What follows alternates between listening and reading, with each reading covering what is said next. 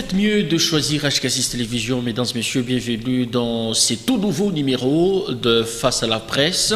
Vous le savez, des contre-vérités s'enregistrent de part et d'autre autour de révélations faites sur les émoluments de députés nationaux. Vital Kamerhe est plus que déterminé à réduire à 50% les avantages, y compris les émoluments. Désormais, c'est 5 000 $. On en parlait tout à l'heure. Quel profil pour la prochaine équipe de Kiaboula, gouverneur de la province du Haut-Katanga? En tout cas, cette thématique fera aussi objet de cette émission Face à la presse. Nous avons le plaisir de recevoir Maître Guy Kalinga. Il est président G15, ville de Lubumbashi. Et vous êtes... bonjour d'abord, président Guy Kalinga. Bonjour, monsieur le journaliste, merci beaucoup. Alors, j'ai du mal à vous présenter avant que je ne revienne à vous. Je suis avec Émile Mouyaya, cher confrère, bonjour et bienvenue. Merci, bonjour à vous, très cher Christian, mais également bonjour et bienvenue chez nous à Maître Kalinga. Merci beaucoup. Alors, toujours analyste républicain ou il y a des nouvelles? Merci beaucoup, monsieur Christian, pour cette question. Je voudrais quand même vous informer, j'ai le plaisir bien sûr de vous informer qu'aujourd'hui je ne fais pas partie de l'analyste républicain comme vous m'avez connu hier. Aujourd'hui je suis cadre de la REP agissant pour la République de l'honorable sénateur et son excellence Maître Guy Luando Mboyo. Alors, donc vous vous êtes décidé finalement d'adhérer dans une formation politique. Hier, vous étiez chez ACO. À un moment là, c'était, on ne sait pas, une trêve. Et aujourd'hui, vous vous dessinez, on ne sait pas le dire de manière définitive, au sein de AREP. Qu'est-ce qui expliquerait cette variation à tout bout de champ? Hier, analyste républicain, aujourd'hui chez AREP, lorsque j'ai compris, monsieur le journaliste, c'est à nous de bâtir les Congos de demain. Lorsque j'ai compris que c'est à nous de placer l'humain au cœur de notre projet, lorsque j'ai compris que c'est à nous de prendre conscience, lorsque j'ai compris que c'est à nous de faire la responsabilité, l'affaire de chacun, lorsque Guy Kalinga a compris que c'est à nous de nous engager pour réussir ensemble. Lorsque j'ai compris que c'est à nous de créer les conditions d'épanouissement, je me suis dit que je dois agir pour la République. C'est ainsi que j'ai pris l'option d'adhérer et de rencontrer ou d'embrasser, de cheminer ensemble, de saluer, de soutenir la vision de l'honorable sénateur, honorable Guy Mboyo. Comment comprendre autorité de référence. Vous donnez l'impression de ne pas être fidèle à une formation politique. Écoutez. Chez ACO, il y avait des soucis, on ne sait pas. Chez ACO, j'étais membre passif. Je n'étais pas membre actif chez l'ACO. J'étais membre, il y a longtemps que j'ai quitté ACO. L'adhésion dans un parti politique est libre. La démission, c'est un acte volontaire, monsieur Christian. Alors j'ai décidé, moi, de rencontrer et de soutenir la vision de l'autorité de référence à la personne de Maître Guy Luando Mboyo. C'est ainsi que j'ai pris l'option de cheminer ensemble avec lui jusqu'à peut-être à la prochaine échéance électorale. Écoutez, le Congo a besoin d'un nouveau visage. Kimbo, c'est un nouveau visage pour un Congo meilleur. Vous êtes sans ignorer. C'est ainsi que Guy Kalinga, j'ai décidé, moi, de l'accompagner dans sa vision. Ensemble avec son équipe. On peut comprendre que c'est parce que vous n'aviez pas été servi chez ACO. Non. En tant qu'analyste républicain, c'était un couloir, une salle d'attente. Écoutez, ce n'était pas une salle d'attente. J'étais bien républicain. Républicain, ça ne signifie pas que j'étais contre l'un tout comme l'autre. Je faisais mes analyses objectivement et non subjectivement, monsieur le journaliste. Je faisais mes analyses. J'accompagnais la vision du chef de l'État. Lorsque ça marchait, je le disais tout haut. Et lorsque ça ne marchait pas, je le disais toujours tout haut. Aujourd'hui, je trouvais mieux d'accompagner et de marcher dans la vision de mon autorité de référence à la personne de Maître Guy Luando Mboyo. Alors, le ministre actuel de l'aménagement. Maître Guy Kalinga, justement, vous a beaucoup connu en tant que républicain et surtout chez l'ACO. Sur le plan idéologique, qu'est-ce que vous pouvez dire à ceux-là qui vous ont longtemps connu en tant que républicain, analyste, mais également chez ACO? Pourquoi vous avez basculé avec quelle idéologie politique vous avez basculé pour G15? Écoutez, il y a... Donc G15 là... disons, avec AREP pour le moment. AREP. Écoutez, il y a longtemps que je ne suis plus parti de la cour. J'étais resté seul, analyste républicain, mais j'accompagnais la vision du chef de l'État d'une manière tout comme de l'autre. Par rapport à l'idéologie, moi j'ai compris aujourd'hui, la République démocratique du Congo a besoin de mon apport, Guy Kalenga, aussi pour son aménagement.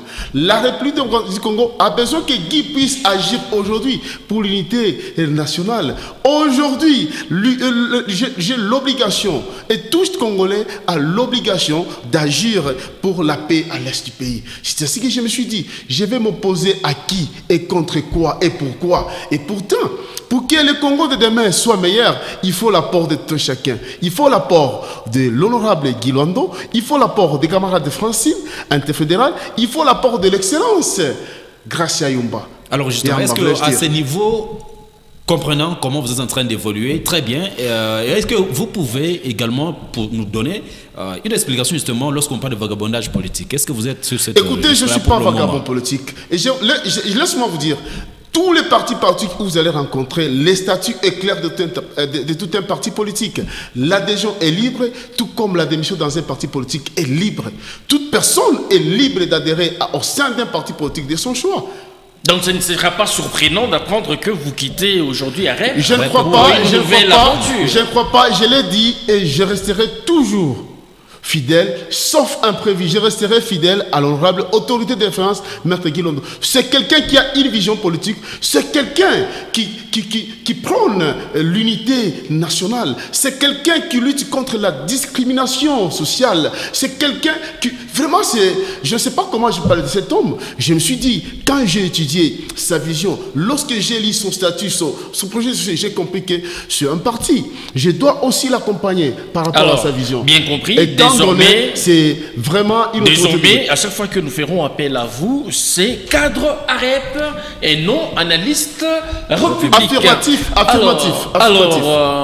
Parlons de l'Assemblée nationale qui a connu pratiquement sa clôture de la session ordinaire de mars. Au cours de son discours, le président de la Chambre basse du Parlement, Vital Kamerhe, a annoncé la réduction des émoluments des députés à 50%. C'est-à-dire désormais, c'est $5 000 le mois. Comment vous avez accueilli cette nouvelle? Écoutez, je suis cadre de la REP. Je dois toujours marcher dans la vision de mon autorité de référence, entre autres la personne de Maître Guy Luando. Maître Guy Luando a toujours émis le veille de voir le social évoluer du peuple congolais. Comment voulez-vous aujourd'hui, nous qui avons donné mandat à nos députés, un agent de l'État touche combien aujourd'hui? Un fonctionnaire de l'État, un enseignant touche combien aujourd'hui? Moi, je pense que la démarche ou la vision, la mission de l'honorable Kamerhe en passant, il n'a pas tapé à côté. Il a compris. Il a compris que vous savez, aujourd'hui, toute personne pense à être député parce qu'il y a des avantages, il y a des émoluments, il y a des, comment on appelle, il y a des invisibles et autres. Vous comprenez un peu ça? Il y a diversité des branches, davantage, il y a le trafic d'influence, excusez-moi le passement d'expression. Alors, Vital Kamerhe a compris que le peuple qui nous a élus, le peuple qui nous a donné mandat, nous avons promis que nous viendrons ici pour plaider la cause du peuple, le bien-être du peuple congolais. Mais lorsqu'on arrive ici, c'est lui qui nous a donné mandat, il touche moins que ça. Maintenant, l'idée de Kamerhe, la démarche de Kamerhe n'est pas mauvaise, elle est bonne. Mais elle n'est pas la meilleure. Elle sera la meilleure lorsqu'on va nous montrer, on va nous dire l'orientation des 50%. Non, mais c'est déjà connu. C'est déjà connu, c'est où? Affecté pour nos forces armées de la République démocratique du Congo. C'est une bonne chose. C'est une bonne chose. Aujourd'hui, je l'ai toujours dit, vous vous souviendrez, quand j'étais encore à son temps analyste républicain, je disais, lorsqu'il y a un militaire qu'on amène, on envoie au front, il touche $100. C'est inconcevable. Il va là-bas avec quel esprit et quelle conscience? avec le patriotisme ou quoi? Il va défendre son pays ou bien il va se rebeller contre le pays? Vous allez comprendre, je crois que l'armée est en train de me suivre, vous allez comprendre, l'armée, les FARDC, nos forces vont prendre la conscience de défendre parce qu'au moins cette enveloppe va encore gonfler, va encore majoriser. Non, mais Maître Guy Kalinga, il y a des contre-vérités. Il y en a ceux qui estiment que le député ne touchait pas 10 000 $ pour que quand on réduit à 50%, ça fasse 5 000 $. Des contre-vérités. Est-ce que vous pouvez, il est vrai, vous êtes régulièrement en contact avec les animateurs de la Chambre basse du Parlement, touche-t-il ou touchait-il 10 000 $, y compris les avantages? Écoutez, monsieur Christian, je ne suis pas porte-parole de l'Assemblée provinciale, je suis un Congolais, bien sûr. Je n'ai jamais été à l'hémicycle, je ne connais pas des réalités. Tout ce qui se raconte, ce sont des rumeurs.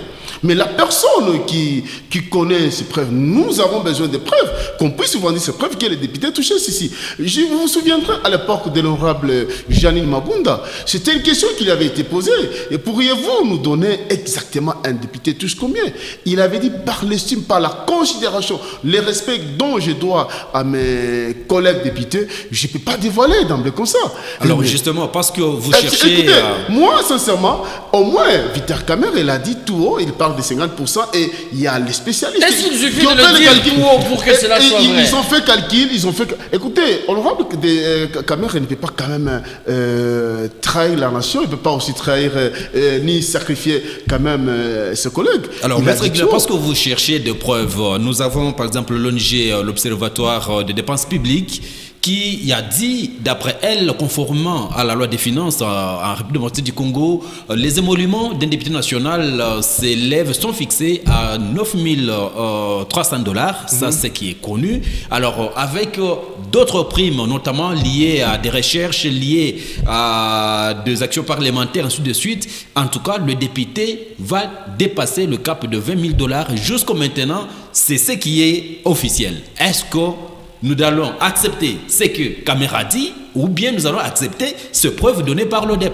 Écoutez, monsieur le journaliste, je le dis encore que je ne suis pas porte-parole de l'Assemblée, je ne suis pas rapporteur non plus, mais je vais essayer quand même d'analyser comme tout Congolais qui se respecte bien sûr, comme on le dit.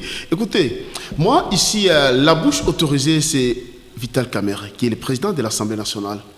C'est la seule personne qui peut nous donner la certitude de la réalité, des réalités qui se passent à l'hémicycle au niveau national de la situation. Mais je ne peux pas, moi, si c'est fier, si c'est le... Comment vous avez dit, l'observateur, quoi?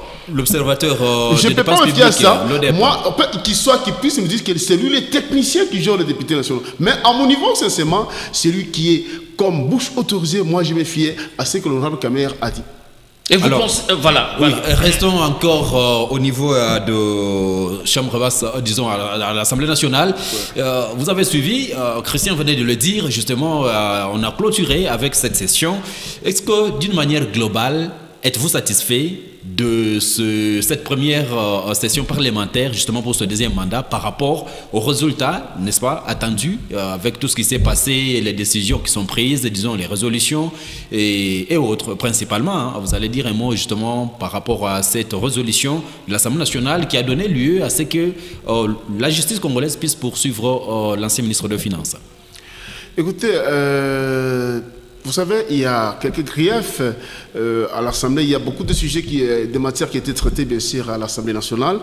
Lorsqu'un député demande qu'un ministre des Finances soit poursuivi, en fait, il connaît les griefs auxquels il reproche le ministre des Finances. Moi, je n'étais pas membre du gouvernement.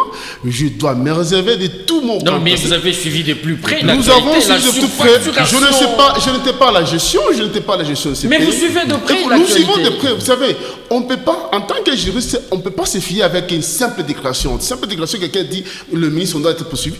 Mais lorsqu'on doit poursuivre une personne, écoutez, d'abord, toute personne, lorsqu'une personne est poursuivie, est présumée. La personne qui doit initier une action contre le ministre des Finances actuellement, c'est-à-dire, c'est à lui d'apporter les preuves auxquelles il est poursuivi. Nous avions suivi tous à l'époque, l'honorable Kamerhe était poursuivi pour le projet de 100 jours. Et aujourd'hui, où est-ce que nous en sommes? Tout a été balayé.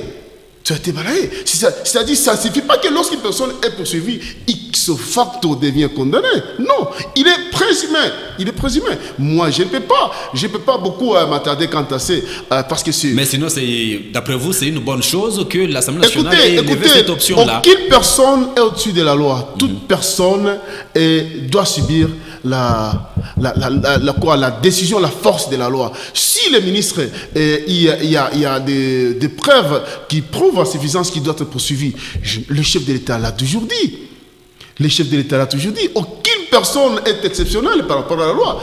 Toute personne doit subir la rigueur de la loi. Moi, je ne pense pas. Si un député a soulevé ces problèmes, moi, je ne pense pas, je ne trouve pas le mal, mais à condition qu'il y ait quand même des preuves palpables que ce ministre Nicolas Kazé doit être poursuivi. Alors justement, parce que... Mais par rapport à la session, je suis très satisfait du fait que le gouvernement a été investi.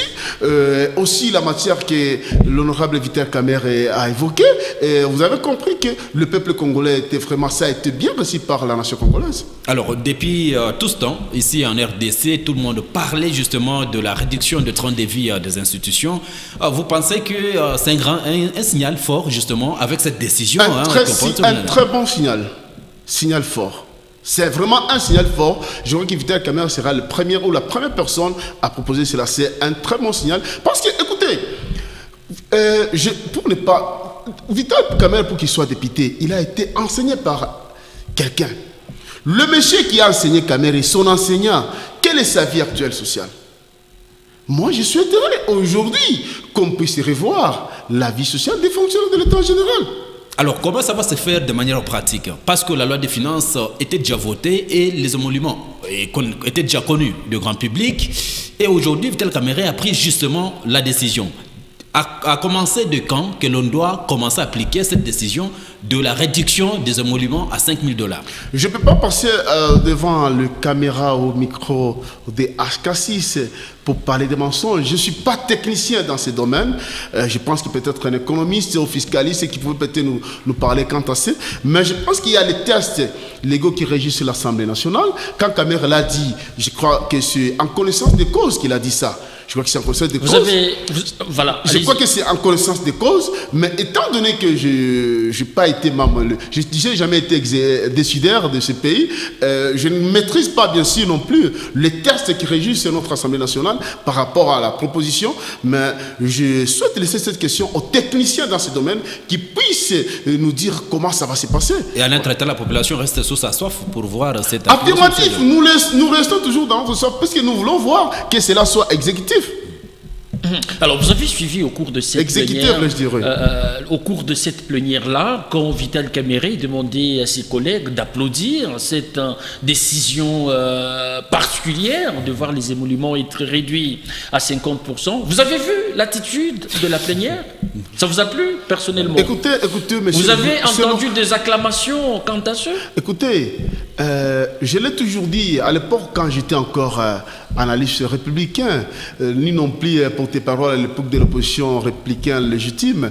J'ai toujours dit que nous, politiciens politiques congolais, nous sommes caractérisés par l'égoïsme. Et l'égoïsme sur tous les plans. Lorsque les députés n'ont pas bien, s'ils n'ont pas bien... Ce n'était pas une très bonne nouvelle, visiblement. Non, c'est seulement aux égoïstes. C'est seulement les égoïstes. Donc vous voulez dire qu'ils sont nombreux au niveau de la Chambre basse? Je ne dis pas ça, c'est seulement les égoïstes. Écoutez, lors des campagnes électorales, combien de promesses vous et moi nous avons eues vis-à-vis de nos députés? Il y a les députés, les candidats députés à l'époque, qui promettaient aux électeurs, ils vont leur créer des emplois, ils vont leur donner de l'emploi. Alors, il y a ceux-là qui disaient même ils vont changer la vie sociale. Moi, je connais un député qui avait dit que lui, quand il sera là, il va réduire les émoluments au cours des députés divisés par 3. Mais aujourd'hui, Kamerhe a proposé. Je crois que ça ne doit pas énerver personne. Alors justement, parce que Christian Ayi a évoqué, nous avons vu en tout cas les députés être beaucoup réticents justement pour pouvoir applaudir cette décision. Alors ça donne l'impression que Vital Kamerhe est passé en force, non seulement pour cette décision, mais également a eu à assembler, intimider les gens, justement, je permettrai l'expression, pour dire nous ne voulons pas que les ONG viennent nous dire ceci, nous dire cela. Est-ce que c'est aussi une manière d'intimider les gens, que l'on ne puisse pas avoir droit au chapitre? Écoutez, vous devez d'abord savoir que Kamerhe a un mandat que nous lui avons donné. Tu es un député comme tous les autres députés. L'organisation bureau, c'est une organisation de leur règlement intérieur, d'ordre intérieur. Camara, c'est un député, il a un mandat que nous lui avons donné. Il est notre avocat, l'honorable Camara, que je salue en passant. Ce que Camara fait, ce n'est pas pour intimider quelqu'un. Il a juste réveillé la conscience de tous les députés que vous devez savoir que vous avez été élus, vous avez été mandaté ici. Vous ne devez pas être au-dessus comme les autres. Vous savez, aujourd'hui, les émoluments d'un seul député peut payer 10 ou 50 agents de l'État ici. Mais c'est inconcevable dans quel pays est l'État de droit. Nous sommes en Afrique.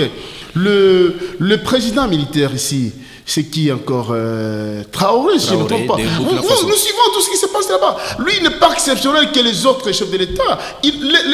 Son pays n'est pas exceptionnel, il n'est pas plus que les autres États. Alors vous n'avez pas peur? Il prend des décisions pour l'intérêt du peuple. Alors vous n'avez pas peur que ça puisse frustrer les députés nationaux de l'Union sacrée, vous qui êtes majoritaire la décision de Camara va découvrir qui pensent aller à l'Assemblée nationale, c'est pour aller s'enrichir, c'est pour chercher les immunités, le terme que j'ai cherché, c'est pour chercher les immunités. Ils vont se décourager. Lorsque quelqu'un va comprendre pour sa campagne électorale, parce que moi je pense que même la loi électorale doit être changée, pour sa campagne électorale, une personne qui aurait dépensé plus de 5 000, de 10 000, mais il va à l'hémicycle pour toucher 5 000 $, il sera découragé, il va se décourager. Il va servir le pays dans un autre moyen. Il y en a ceux qui estiment que la décision prise par Camara, c'est du populisme pur et simple. Écoutez, peu importe. C'est pourquoi chez nous, à REP, nous disons, nous devons prendre conscience en tout et pour tout. Vous comprenez? C'est pourquoi chez nous, à REP, nous disons que nous devons prendre conscience en tout et pour tout. Donc que ce soit du populisme ou pas, écoutez, la décision est prise. Quel populisme? Lorsque Camara propose, écoutez, il est allé faire quoi là-bas? Moi, je ne trouve pas mal la proposition de Camara. Je ne trouve pas mal, ça doit énerver qui? Le mécontent ça ne doit énerver qui? pas... Le chef de l'État, c'est un homme de parole. Félix Tshisekedi Tshilombo, il a dit, il doit corriger les erreurs du passé. Il y a des gens qui allaient là-bas à l'Assemblée, qui sont pour et qui sont contre, et ils sont allés là-bas.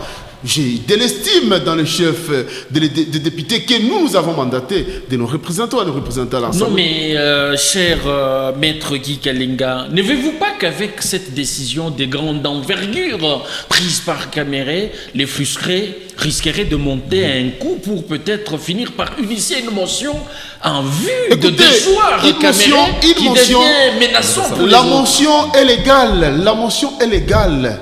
On ne peut pas refuser, même si on peut initier la motion. Mais un jour, ils se souviendront qu'il y a une personne qui avait proposé ça, qui avait dit ça. Camara, ce qu'il a dit, il n'a pas dit pour l'intérêt, ses propres intérêts. Il a parlé de nos forces, de notre FARDC. Et vous comprenez un peu ça? Camara a péché quoi en quoi? Est-ce qu'il fallait simplement réduire les émoluments alors qu'il y a d'autres institutions qui sont aussi médiatives? Peut-être pour poser cette question, je pense que c'est juste un commencement. Alors, parce que il y a d'autres rubriques qui seront touchées. Ok, parce que vous êtes en train d'applaudir de demain. Je n'applaudis pas, je suis en train de louer et d'encourager M. Camara. Ce sont des députés pareils que nous avons besoin. Depuis combien de temps le peuple congolais se plaignait des émoluments que nos députés touchaient? On n'est pas contre ça. On n'est pas contre ça. Alors, justement, parce que restons encore sur le travail produit à l'Assemblée nationale pour cette législative, revenons au niveau de la gestion, je dirais même du déroulement de plusieurs séances plénières. Est-ce que vous avez vu Camara être égal à lui-même par rapport à plusieurs séances plénières qu'il a eu à tenir? Et deuxièmement, est-ce que vous avez senti l'opposition parlementaire? Écoutez, oui, peut-être Camara, il est vraiment égal à lui-même. Parmi les choix qui étaient proposés pour gérer ou diriger l'Assemblée nationale, moi personnellement, mon choix était à l'époque, c'était à Camara. Et sentir l'opposition, je ne sais pas, l'opposition à l'Assemblée nationale. Nous avons aujourd'hui un rapporteur, c'est quoi un rapporteur ou qu'est-ce que je ne sais pas qui est de l'opposition. Je pense qu'au moins on a le président du groupe parlementaire de l'opposition. Écoutez, l'opposition est là. L'opposition est là. Mais il s'oppose en quoi et contre quoi? La République démocratique du Congo a besoin de tout le monde. Au moins qu'ils puissent nous dire que nous sommes les républicains, nous sommes les démocrates, nous sommes quoi? On s'oppose à quoi et contre qui? La gestion de ces pays, le développement de ces pays concerne tout le monde. Et lorsque vous vous opposez, vous opposez parce que Guy a dit oui, vous voulez dire non. Parce que Guy a dit, vous ne méritez pas ça, c'est Christian qui mérite, vous vous opposez. Non. Donc vous avez l'impression que l'opposition n'a pas une place de choix dans ce pays? L'opposition, écoutez, je ne pas dit contre, je ne suis pas contre. L'opposition a une vous place. L'opposition, c'est une question que je pose. L'opposition est là. C'est pourquoi nous nous avons un membre de l'opposition dans ces bureaux. Il est là. Ça prouve que l'opposition est là. Ça, c'est ça. Mais quand on est membre du bureau, on cesse d'être opposant. Écoutez, voilà. Non. C'est de l'administration. Et vous aviez suivi même Christian Mwando lors d'un entretien avec l'honorable Dominique Inamizi. Ce dernier lui a prodigué de conseils pour dire les postes que vous occupez actuellement, ce n'est pas de l'opposition. C'était des orientations. Mais ce poste-là, Dominique Inamizi, il a obtenu où?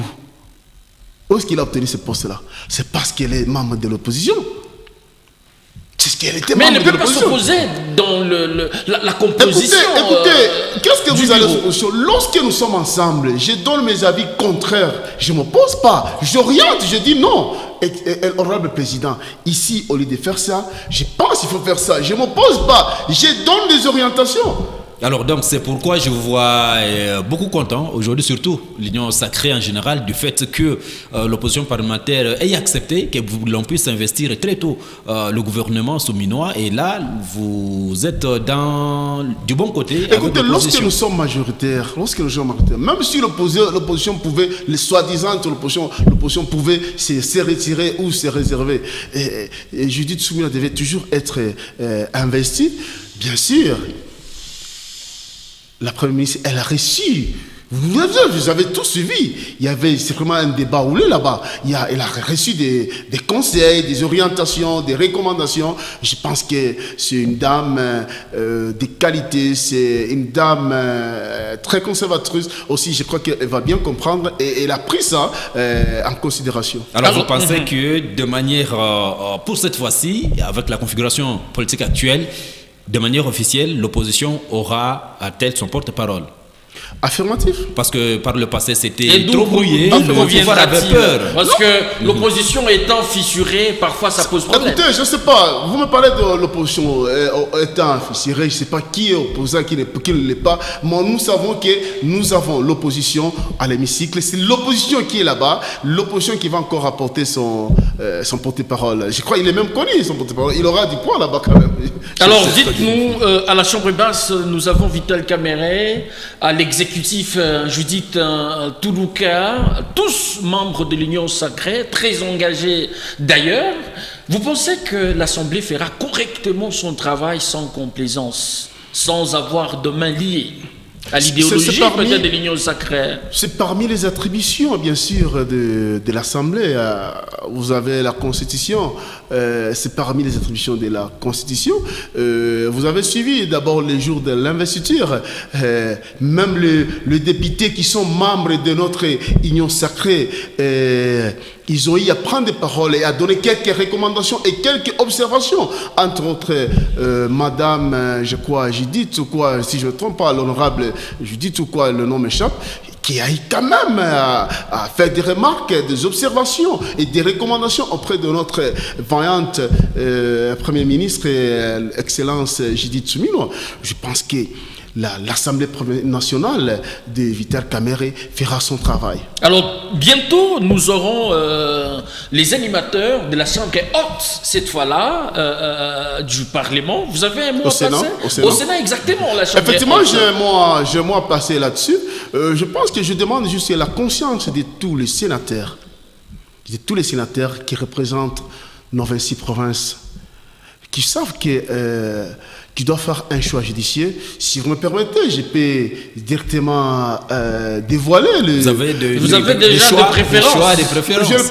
En tant que Guy Kalenga, Ok. En tant que Guy Kalenga. Donc de manière isolée. Isolé. En tant que Guy Kalenga. Qui peut chapeauter la chambre haute du Mais Parlement? jusque là, je pense que la seule candidature incontournable, la seule candidature qui mérite, je pense que c'est celui de le Premier ministre honoraire actuellement, la personne de Jean Sama Lukonde.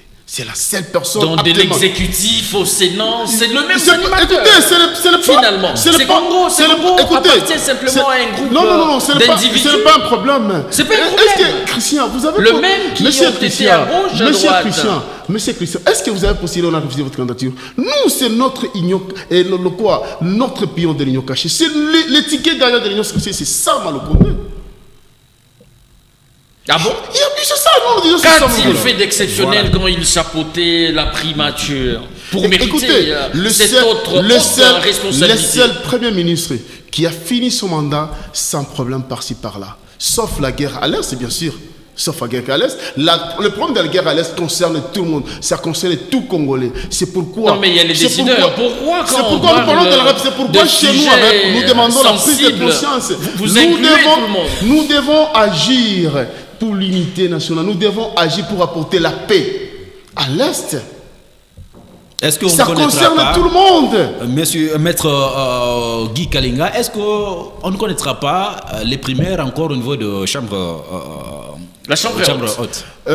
Je ne suis pas dans le sillage là de cadre, je ne sais pas comment on appelle. Le présidium. Le présidium de l'Union sacrée pour parler des primaires. Mais je pense que même si c'est arrivé, même si on l'organisait, je pense que c'est... Écoutez, je ne vois pas encore une autre candidature en dehors de Sama. Bon, mais s'il y avait notre candidature, je ne vois pas notre candidature. Les candidatures sont annoncées dès l'avance. Nous avons comme impression que les élections qui sont organisées, c'est juste une forme de formalité qui ne vont pas fixement avec les candidats qui sont en place. Les candidatures sont annoncées Prenons l'exemple au niveau de l'Assemblée nationale. On savait déjà dès le départ que la liste, c'était... À l'Assemblée nationale, il y avait le primaire. Il y avait le primaire. Vous avez tout suivi. Nous avons tout suivi. Il y a certaines candidatures qui ont été éliminées, élaguées. À certains postes. Écoutez, lorsque Guy Kalenga, je suis dans mon parti ici, le parti cher à l'honorable sénateur Guy Luando, interfédéral Excellence Gracia Yamba, et interfédéral chargé de mobilisation. J'arrive. Dans ce parti, je ne peux pas aller à l'encontre de mon parti. Lorsque mon parti me présente Guy Kalenga comme prochain gouverneur, prochain ministre, c'est-à-dire... Moi qui n'ai pas été... un esprit libre, tout en étant... écoutez, lorsqu'on adhère dans un parti politique, il y a les règlements d'intérieur, il y a également les statuts qu'on doit respecter. Mais je pense, les candidatures qui ont été balayées, ce ne sont pas des candidatures qui sont issues de les partis politiques ou règlements politiques. Donc c'est des candidatures mouches. Poids mouche, vous voulez... Non, je ne sais pas, ce sont des candidatures qui n'avaient pas mandat, qui n'avaient pas mandat officiel des règlements politiques. Alors, est-ce que vous avez quelque chose à reprocher au niveau du Sénat par rapport au bureau du Sénat passé, ce qu'ils n'ont pas pu faire justement pour la République? Peut-être que ce que vous voudriez qu'aujourd'hui, si jamais votre champion Sama Lukonde passé président de cette chambre haute, alors que les choses puissent changer de manière concrète. Merci beaucoup. Je demandais seulement au prochain président du Sénat qui est déjà connu, selon moi, Guy Kalenga. Qui n'est connu que par moi, voilà. Par Guy Kalenga. Voilà. Par Guy Kalenga, ça m'a compté. Je demandais seulement d'éviter que le Sénat ne soit pas un... que puis-je dire, budgétivore inutile, des dépenses inutiles. C'est la seule chose que je demande. Et pour le reste, peut-être prochainement, nous attendons après les élections du Sénat, vous m'inviterez encore, je dirais, autre chose. Il y en a ceux qui pensent que le Sénat fait partie de ces institutions budgétivores qu'il faille carrément supprimer. J'ai bien dit ici. Parce que la seconde lecture, je demande au Sénat d'éviter les dépenses inutiles. J'ai bien dit ici. Je sais que Sama Lukonde, les prochains et les candidats valables, je pense qu'il fera mieux. Il écoute très bien. Et surtout, vraiment, j'ai tout dit. Vous avez tout dit? Oui, j'ai tout dit. Et vous n'êtes pas de ceux qui pensent qu'il faille supprimer la chambre haute? La supprimer définitivement. Je crois que pour Guy Kalenga, aujourd'hui, ce n'est pas la matière. Ce n'est pas le sujet du jour. Je pense que prochainement, quand vous allez m'inviter, nous allons... C'est nous qui donnons les sujets. C'est ce que je dis. Prochainement, quand vous allez m'inviter, vous allez créer le sujet, on en parlera. Alors, revenons dans le Haut-Katanga. Je l'ai annoncé dans l'entame de cette émission Face à la presse. Jacques Yabula Katoué, réélu gouverneur à son temps. Vous étiez parmi ceux qui voulaient voir une autre tête en lieu et place de Jacques Yabula pour avoir dirigé durant 5 ans. Aujourd'hui, êtes-vous déçu de le revoir avec le bâton du Haut-Katanga? Je voulais commencer par d'abord, une fois de plus, je le saluer, l'excellence Jacques Yabula en passant. Vous le saluez? Je le salue et je l'ai toujours salué, mon frère Jacques Yabula, le gouverneur, le vaillant gouverneur de la province du Haut-Katanga. Peut-être que vous m'avez mal compris. Je suis joyeux aujourd'hui de revoir encore Jacques Yabula comme gouverneur de la province du Haut-Katanga. Mais vous avez beaucoup milité. J'arrive. Il y a une alternative. Écoutez, lorsque vous m'aviez reçu hier comme analyste républicain, et lorsque vous m'aviez reçu comme autochtone de la province du Haut-Katanga, c'est deux choses différentes. Lorsque j'ai parlé, je le dis, et vous avez des images de Guy Kalenga. Je l'ai toujours dit, je n'avais jamais été contre Yabula. C'est mon frère, je l'aime beaucoup. Je suis président G15. Déjà pour votre information, Jacques Yabula, il est mon fils, il est fils G15. Je suis le maire de la ville de Lubumbashi. Jacques Yabula est maire fils de G15. Lorsqu'il peut connaître un problème avec n'importe quelle communauté, Guy Kalenga va mobiliser tous les dignes fils de G15 pour protéger notre fils. Je disais seulement, nous en tant qu'autochtones, nous avons souhaité qu'il y ait alternance sur les 6 territoires qui regorgent la province du Haut-Katanga. N'empêche, aujourd'hui, notre fils est là. C'est toujours G15 qui gagne. C'est toujours la province du Haut-Katanga qui gagne. À l'époque... Donc votre vœu n'a pas pris forme. Écoutez, j'étais avec ma sœur propre, Josiane Maloba Banzé, à son temps, qui est là qui ont agi des poètes. Pour moi, j'avais souhaité même un poète puisse prendre. J'avais souhaité que Kassenga puisse prendre. Mais aujourd'hui, nous avons retourné.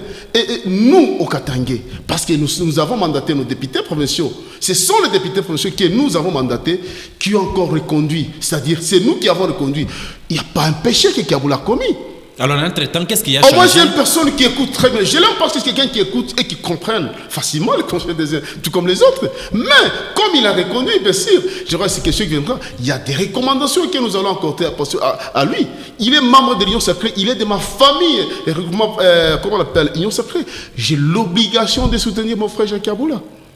Alors, dites-nous, la population haut-katangaise attend la composition de son équipe gouvernementale. Quel profil pour les animateurs? Merci beaucoup. C'est une très bonne question. C'est vraiment une question qui est à l'attente de tout haut-katangais et tout celui qui est dans la province du Haut-Katanga. Non seulement le Haut-Katanga, je crois que c'est toute l'étendue de la République démocratique du Congo. Écoutez, la seule chose que je peux demander à mon frère, Excellence Jacques Yabula, c'est un monsieur qui écoute, qui comprend très bien. La première des choses, je lui demanderai, dans son équipe gouvernementale, que tous les 6 territoires de la province du Haut-Katanga d'abord puissent se retrouver. Nous avons besoin des technocrates, des techniciens. La province du Haut-Katanga, c'est une grande province. Vous connaissez très bien. Nous avons besoin de personnes compétentes, très compétentes, des techniciens. Nous n'avons pas besoin de gens qui viendront juste pour étouffer Jacques Yabula dans ce gouvernement. Nous avons besoin de bons conseils, des gens qui viennent juste pour apporter un plus. Le développement de la province du Haut-Katanga aujourd'hui. Nous avons des constructions, des routes, développement des routes. Le développement commence par les routes. Lorsque les routes ne sont pas construites ou quoi, on ne peut pas parler de développement. Heureusement, je tiens aussi à féliciter Jacques Yabula parce que je l'avais dit ici. J'avais des problèmes avec le cas de la commune de Katouba. Aujourd'hui, passez à la commune de Katouba. Vous allez voir, ça change. J'avais parlé. Il y a déjà un changement. Il y a un changement, le début du changement. Allez voir. Les débuts. Il y a des routes. Il y a pas le début. Nous avons enregistré plusieurs débuts. Il y a bon. Il y a jamais connu de suite. Écoutez, il y a déjà, je vous informe, c'est parmi les priorités de Jacques Yabula, c'est d'abord relier la communication routière, c'est-à-dire je quitte ici, je suis à Mitoaba facilement, je quitte ici, je suis en Poeto le matin, je suis ici, je suis à Kasenga, je suis à Sakanya, à Kamove et partout dans les territoires de la province du Haut-Katanga. Alors, parce que vous êtes en train de parler à deux profils, bien sûr, mais aujourd'hui, Jacques Yabula, le gouverneur du Haut-Katanga, fait face déjà à deux grandes problématiques, notamment les forces politiques qui l'entoure, c'est déjà un point, et deuxièmement, effectivement, avec la représentativité de chaque territoire. Alors, qu'est-ce qu'il va privilégier? Est-ce les forces politiques en présence ou bien aller de manière aveuglette sur la représentation des territoires? Monsieur le journaliste, vous voulez me dire que dans ces forces politiques dont vous évoquez là, il n'y a pas les 6 territoires ne sont pas représentés? C'est à vous la parole. Je vous dis que les 6 territoires sont représentés. Et écoutez, quand Yabula doit construire son gouvernement, ça ne suffit pas seulement d'être ministre. Il y a les cabinets politiques des ministres. Il y a aussi les cabinets. Vous savez, lorsqu'un ministre échoue, moi je me rappelle à l'époque de Kabila, ou je ne sais pas, Mouzé Kabila, il y a un ministre qui était déçu de ses fonctions pour incompétence. Est-ce que on peut nommer un ministre et puis on dit qu'il est incompétent? Non. C'est son cabinet qui ne l'a pas rendu un bon service. Et pour les cas sous examen, ici, je demande à mon frère Jacques Yabula, quelles que soient les forces publiques, des partis politiques qui l'entourent, je pense qu'il doit en tenir compte, même dans les cabinets politiques. Donc il ne signifie pas vous seulement... lui demandez autrement de ne pas se laisser berner par les forces politiques qui, du reste, téléguidées à J'ai bien dit, c'est ça. C'est une force, il est téléguidé à Kinshasa. Non, mais dans beaucoup de cas, les recommandations lors de formation des différents gouvernements provinciaux ou nationaux, il y a trop de recommandations. Proviennent écoutez, ces recommandations. Kabula, il a déjà une expérience. Il a écoulé 5 ans. Il vient encore de commencer 5e année. Je pense que ce n'est pas un enfant qu'on doit prendre la leçon. Il connaît. Mais il a des comptes à rendre, n'est-ce pas? Il connaît les comptes à rendre par rapport à quoi? Non, mais à sa hiérarchie politique. Quelle hiérarchie politique? Quelle hiérarchie politique? Écoutez, Kabula, on lui donne le pouvoir de former son gouvernement. Les recommandations, on ne refuse pas. Mais on ne peut pas être incompétent et on vous recommande dans un gouvernement de Kabula. Ce n'est pas parce que vous avez été recommandé. Même les gens qui recommandent, on lui dit peut-être, moi je présume, puisque je n'affirme pas ce que vous dites, je présume, même lorsqu'on lui recommande, M. Kabula prenait Christian Mouchampa comme chargé de communication, comme ministre de communication. Même M. Kabula a dit que vous me recommandez quelqu'un qui ne connaît même pas écrit son nom. Donc il a le dernier mot. Il a le dernier mot. C'est pourquoi on dit toujours dans ses pouvoirs discrétionnels. C'est pourquoi on demande toujours 3 noms. Alors justement, parce que l'année passée, justement, le mandat passé, la gestion a été beaucoup aussi critiquée dans l'opinion. Avec votre AREP et aujourd'hui, est-ce que vous pouvez nous donner 3 actions prioritaires d'après vous par lesquelles Jacques Yabula peut commencer son action justement pour ce 2e mandat? Merci beaucoup pour cette question. La première des choses, nous allons demander à Jacques Yabula le développement, comme je l'ai dit, d'un pays, d'une province, d'une ville, commence par la construction des routes. C'est la première des choses. Parce que lorsqu'il va construire les routes, lorsqu'il va réhabiliter, il y a des routes à réhabiliter, des routes à construire, il va permettre la communication agricole. Qu'est-ce que je voulais dire par là? C'est-à-dire, je suis en Poeto avec mes maïs, les maniocs et tant d'autres. Ça va accéder dans la ville dans moins de 2 heures, d'1 heure. Mais pas faire 1 heure, 3 heures, plutôt 3 jours, 4 jours, 5 jours en route. C'est la première des choses que nous allons demander à Jacques Yabula. Le deuxième des choses, lui demandons, c'est par rapport à la sécurité. La sécurité, on ne cesse jamais de crier. La sécurité, l'insécurité à gauche, l'insécurité à droite, l'insécurité. Il doit toujours faire face. Je pense d'ailleurs il a déjà commencé et il a reconnu dans son discours discours, programme de campagne. Jacques Yabula aussi a reconnu, il a dit qu'il va aussi corriger les erreurs. Nous avons crié tout haut l'insécurité. Ce ne sont pas des discours seulement propagandistes. Écoutez, ce ne sont pas des discours religieux. Je pense qu'il a déjà commencé ici même. Et vous allez voir, le gouvernement qui va sortir d'ici là de Kabula, ce sera un gouvernement provincial musclé. Et vous allez comprendre les actions qui seront menées. Et le troisième point, c'est sur le plan social. Il y a les agents et fonctionnaires d'État qui crient des parts et d'autres, la fonction publique, ceci, cela. Je pense que Jacques Yabula, c'est quelqu'un qui a le sens humain, qui a un grand cœur. C'est quelqu'un qui... moi, je l'ai toujours appelé le père des chargés du social. D'abord, c'est un nouveau surnom. Je le surnomme, je l'ai toujours appelé. Okay. Je l'ai dit, je l'ai toujours appelé, toujours chargé du social. C'est quelqu'un qui a le sens d'écoute, il comprend. Je pense que le troisième point, c'est je pense qu'il doit quand même améliorer le social de la fonction publique au Katanga. Nous avons vu au niveau du gouvernement central plusieurs ou certains être reconduits. Seul Judith Toulouka, première ministre, est mieux placée pour nous dire la vraie raison. Est-ce qu'ici en province, vous pensez qu'il y a certains cerveaux qui nécessitent d'être reconduits dans le prochain gouvernement en province? Vous l'avez vu au niveau national avec l'excellence première dame, bien sûr, Premier ministre, voulais-je dire, qui a reconduit, entre autres, mon autorité de référence, Maître Guy Landombo, parce qu'il a compris que l'aménagement du territoire méritait mieux, méritait de nouveaux visages pour un Congo meilleur. Je l'ai dit... nouveau visage, mais lui n'est pas un nouveau visage. Écoutez, j'ai dit un nouveau visage pour un Congo meilleur, parce qu'il a porté un plus, il a compris qu'il a mérité. Il est ministre d'État, ministre de l'aménagement du territoire. Et d'ici là, vous allez comprendre, parce qu'il a compris qu'il doit besoin de techniciens, elle a besoin de techniciens.